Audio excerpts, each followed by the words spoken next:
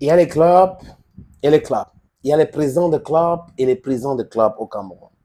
Il y en a qui ont un projet sportif, d'autres qui sont là pour s'enrichir de façon illicite. C'est ce qui les intéresse. C'est l'argent de football et non le projet sportif. Ce qu'ils peuvent gagner en étant acteurs dans le football, c'est ce qui les anime. Mais comment faire pour impacter le football?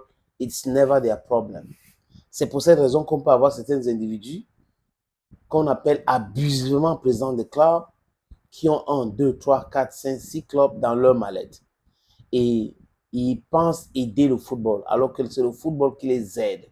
En réalité, le football les aide. On les donne les subventions, les gars ne veulent pas rendre compte. Non, à l'époque, on ne nous demandait pas ça. Pourquoi vous nous demandez ça aujourd'hui? On n'a pas besoin de ça. Oui, pour des gens qui veulent être transparents, il faut de l'accountability. La société qui veut être truffée uniquement de corrompus n'aime pas ce qu'on appelle accountability. L'Africa Foot a voulu et l'Africa Foot a communiqué de façon professionnelle. Les clubs devraient organiser leur assemblée générale. Regardez, vous devez faire ci, faire ça. Et il faut avoir un représentant de la Fédération camerounaise de football lors de vos assemblées générales. Il y a des clubs qui ont respecté. Beaucoup de clubs sont en train d'organiser l'assemblée générale. Et on a vu Panté Dundé, on a vu Baboutous de Mbouda, on a vu. Donc, il y a pêle-mêle. Les clubs, il n'y a pas des clubs sérieux. Parce qu'il y a des clubs qui existent, comme je l'ai dit tout à l'heure, uniquement dans la mallette de certaines personnes. Et ces clubs-là, pour la plupart aujourd'hui, ne sont plus affiliés à la Fédération camerounaise de football. Cela participe, les amis, à ce nettoyage que la fédération est en train de faire.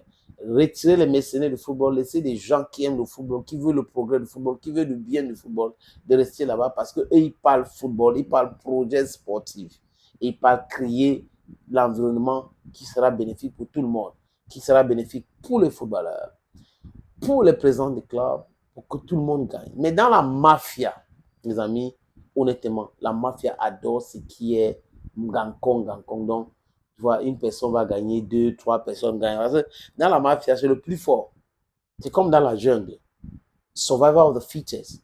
Si tu es plus fort que l'autre, si la justice est de ton côté. C'est comme ça.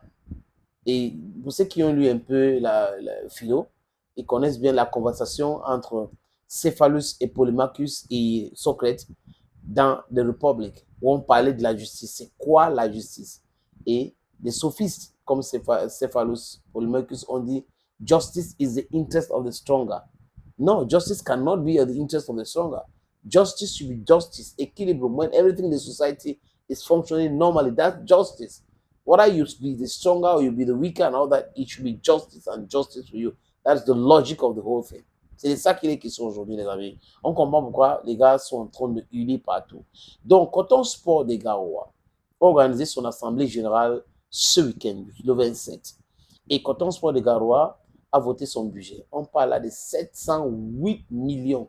708 millions. Un peu comme ça, les amis, ça devait frôler les 1 milliard de francs CFA pour le budget. Vous savez, il faut payer les joueurs, il faut. Et le club a compris, c'est un grand projet pour ce grand club-là. Les amis, je vais vous proposer certaines résolutions de cette assemblée générale. Achèvement de la résidence de joueurs et aménagement d'un terrain moderne au complexe club d'Albidji. Ça, c'est à Garoua.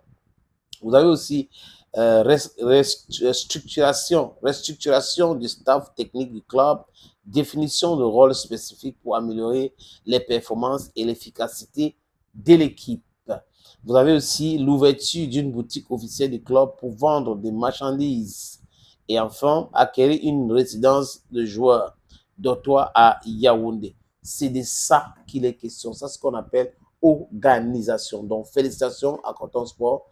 Il faut continuer comme ça. Les autres clubs devraient émuler cet exemple. Il y a des clubs qui appartiennent aux communautés où tout le monde contribue dans ce club-là. C'est de ça. On doit aller vers ça. Respecter aussi les supporters, respecter ceux qui contribuent dans le club, respecter. Et non les clubs qui appartiennent aux individus qui passent leur temps à spolier les footballeurs, à manquer de respect aux footballeurs parce qu'ils adorent le désordre, ils sont réfractaires au changement, ils adorent que la jungle, c'est le plus fort. Moi, je suis président, tu es quoi et tout cela. C'est fini. Thank you, friends. Thank you again. And bye bye for now. Stay glued. You can also subscribe. Subscribe. Bye bye.